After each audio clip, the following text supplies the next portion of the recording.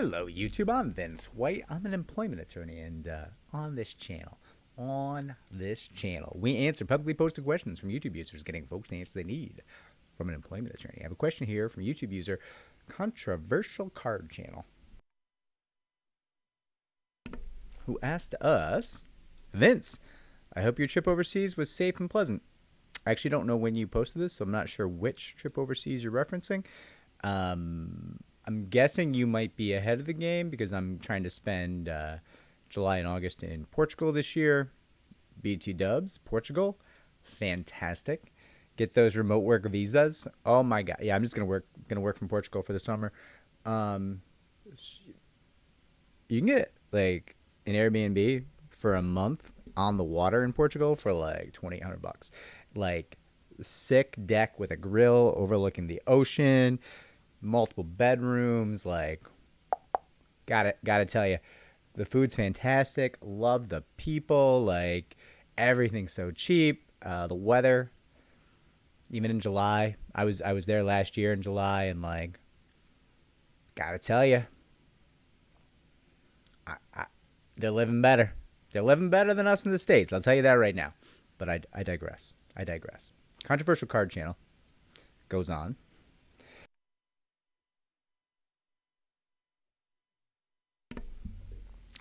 That said, we need you back, bro. We need you back. Cry face, wipe your nose face, I guess.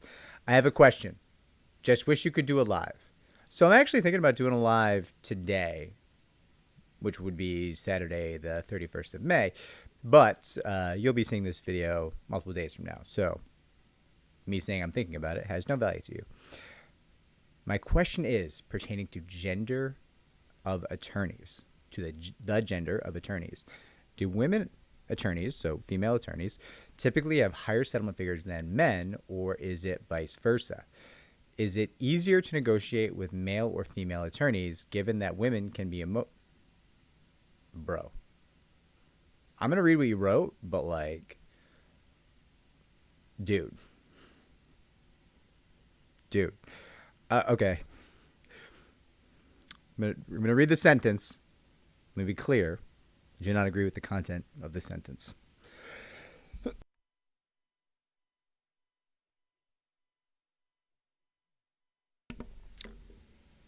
Is it easier to negotiate with male or female attorneys given that women can be emotional and get upset on any given day? Is that a risk?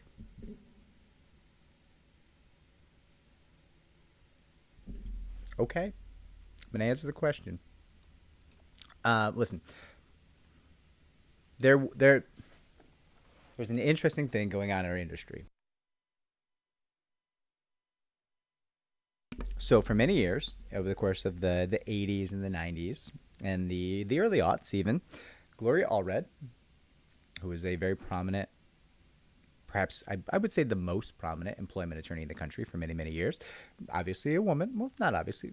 Her name's Gloria, and she's a woman. And she did help a lot of people. She has been clear. She claims to have won people over $1 billion, a billion with a B. And that is a big effing deal. I got to tell you. Now, that being said, she's run into some trouble recently. There's some allegations in the Wall Street Journal about how she practices and some of the things she does to her clients. And I don't have firsthand knowledge for the most part on that, although, well, I'm not, yeah, for the most part, I don't have firsthand knowledge, and I'm not going to wade into that debate in this video. The sum and substance of Gloria Allred's career is that she was the most famous employment attorney in the country for more than 20 years, without question. You could argue she is still the most famous employment attorney in the nation. There might have been a hot minute where Avenatti, or as we call him on the channel, Avenatti, was the most famous employment attorney in the nation. But of course, he is now, I believe, still in jail for some things he did. So, like, I suspect that, like, Gloria has retaken the throne. Now, all that being said, while Gloria was the most prominent attorney in the industry nationwide, I think without question,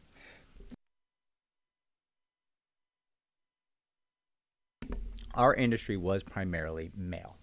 And that is kind of a regrettable thing if you think about it, because like if you've been sexually harassed or you've experienced gender discrimination, you got to come sit down with a guy who looks like me. And guess what? I look like the problem. Like I look like I sexually harass people, right? And that sucks. That sucks that you got to come sit in a conference room, be isolated with me when you maybe don't feel like being isolated with a man. You know, that's not ideal. So for decades, our industry was male dominated, even more so than other litigation fields. Like there was a lot more women in matrimonial litigation. There was more women in personal injury litigation. I think there's even more women in medical malpractice litigation. And our industry, for whatever reason, seemed to have been somewhat resistant to that for 20, 30 years. It was rare, even when I was coming up, to know women in our field who were like litigation attorneys. Tons of paralegals and everything else, but like I can think of even today, I know of maybe off the top of my head 2 female partners in plaintiff side law firms that for employment law in New York State. Marjorie Mesdor, who does great work, and then there's, you know, I think there's one in Long Island. I'm sure there's some others I don't know. I don't know everyone, but I tend to know most of the people in this industry in the state. Now, that's fundamentally a problem. It's not controversial card channel because women are emotional or get upset. That's, pardon my language here, it's fucking dumb. You said some fucking dumb shit there. But it is perhaps because this is a male-dominated industry with a lot of its own sexism. And the culture in this industry is very toxic, right? Like it's a bunch of people running around making more money than they know what to do with, and wearing expensive suits, driving fast cars, drinking too much. It's just kind of like the vibe of the industry in some ways, and I think it's regrettable. Now, that is changing very suddenly. The upcoming attorneys in this industry, from what I can see, tend to be overwhelmingly female. And I think it's a really cool thing. I think it's especially cool because it's not just it's awesome to have women in the field in general, but it's even better to have women with other protected classes, right? Like more representation, more diversity. That's awesome. Women of color, women who are lesbians, women who like women who have disabilities. Like these are all valuable things in the industry. And over the past 10 years, there's been a real dynamic shift in the industry, and a lot of the old guard of dudes have kind of died off or burnt out, or whatever happened to them, and you're getting a lot of fresh talent who tends statistically to be female, as far as I can see. And I guess my information is anecdotal to an extent, but my anecdotal experience is broad enough. I have relationships with many, many firms. I used to watch other firms, used to babysit other firms when people would be on religious holidays, stuff like that. Like early in my career, other firms would be like, hey, you're the only guy anybody trusts in this industry, so like I want to go celebrate my religious holiday. You don't share my faith. Can you come watch my associates and make sure they don't do anything stupid? I would say sure. And we'd cut a deal and I would go do that, right? And they just want somebody with like good judgment who's not going to rob them blind. And that was me for a lot of these firms. And I don't really have the time to do that anymore because my firm is grown. But it did give me a lot of insight into like the staffing of a lot of different firms, and there's a lot more women now.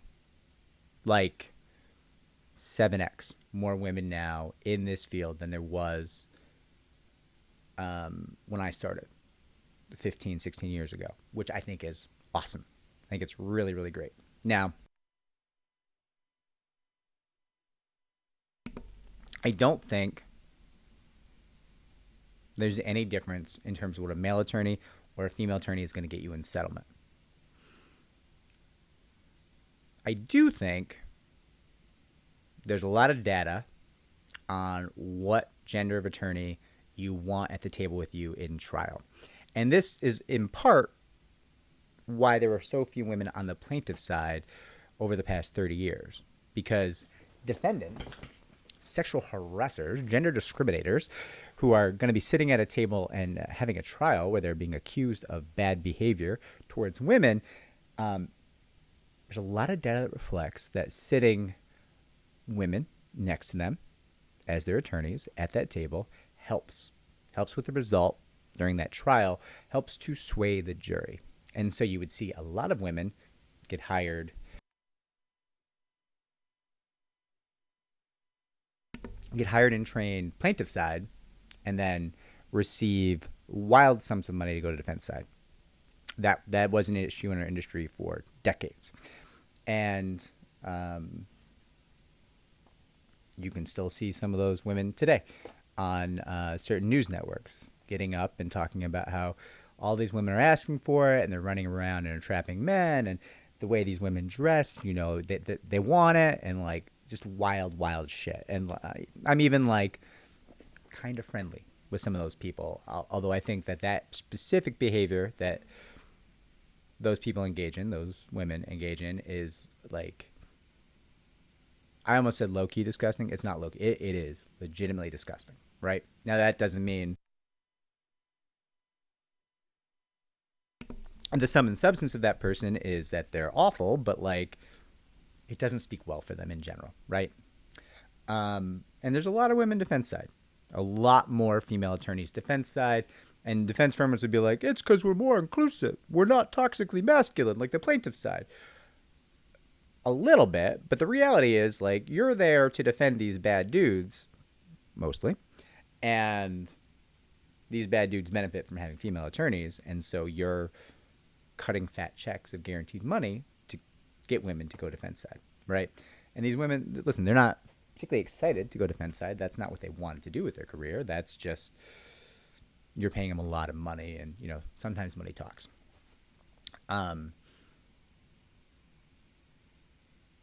So I don't think there's any difference between having a male attorney or a female attorney in terms of your settlement amount. I will say I've certainly known some female attorneys who have a way of, on the plaintiff side, wrapping male defense counsel around their finger, and the results that they achieve can be wildly superior to their male counterparts, because defense counsel is eagerly eating out of their hand and just like selling his client down the river, being like, oh my God, yeah, you should pay $10 million. Yeah, hey, after this case, do you think I could take you out? Right? Like, that happens. And, you know, like, listen, defense attorneys, guys, I don't think you're going to argue this. Defense attorneys are nerds. Like, if they were cool, they'd be on the plaintiff's side. And, like, I'm, like, low-key joking, but I'm saying I'm joking because I don't want to have fights. Like, plaintiff's attorneys go out and they win the money and they win big and they either win or they don't and they risk it all. It's just a different mentality. It's a bigger personality. It's a more risk embracing kind of human being. Defense attorneys are, I just need my guaranteed money, and I don't really care who I hurt to get it. And you know, I mean, yeah, this guy did burn a cross on a lawn, but everybody deserves representation, and I'm getting $500,000 a year, and you know, that's what defense attorneys are at their core, right? Like, it's not like you're the cool guy in the room, you know. So there is some dynamics where, you know, female attorneys will make these quasi-evil Poindexters do what they're fucking told, pardon my language, And those results can be awfully big. Now, that's not in any stretch of the imagination the only tool in a female attorney's toolbox. I'm just saying that's probably the only circumstance that I've seen where there is a gender difference in settlement amounts. And that's something I've seen, 10, 15 times in the past 5 years. And you just watch it happen and you're like, yo, this guy dumb. This guy is dumb. Like he thinks he's going to get a number. He's not, right? But aside from that, I don't think there's any difference in settlement, and that is a limited situation. That doesn't happen often. It doesn't come up often. I don't even think that if you did a statistical analysis of male and female trial attorneys on the plaintiff side, that you would see a big difference in verdicts. I don't believe you would. Again, on the defense side, like I think statistical analysis has borne out that, on certain claims, certain kinds of claims, it's very beneficial for the defense attorneys to be female, sometimes for them to be women of color. It can be very helpful on the defense side. I don't think that's true from the data I've seen on the plaintiff side. I do think that for female clients, there should be the option to have female attorneys. Like, I think on the plaintiff side especially, that's important because sometimes you've just been through a lot with men and you're like, I don't know this dude. I don't want to be alone with this guy. Like, some really bad things were done to me. Sexual assaults, rapes in the workplace, right? And, like, I just don't want to be alone in a room with Vince. And I think that plaintiff side attorneys need to be like, yeah, I hear you on that. We have options. Yeah, you can choose who you're going to work with. And I think that's like a fundamental offering that plaintiff side firms need to be aware of. They need to make that available, in my opinion. Now, I'm not going to take you to task any further, Controversial Card Channel, on what you said there. I think that I've answered your question while also kind of letting you know what I think about the way you asked that question. We don't need to be enemies. We all make mistakes. I make more than most. So, hope this was helpful. If it was, like, subscribe, comment down below, share our channel so it can grow. And really, truly, when you like or comment, that is the only way people end up seeing our videos. It really helps us. Thanks, everybody. Take care.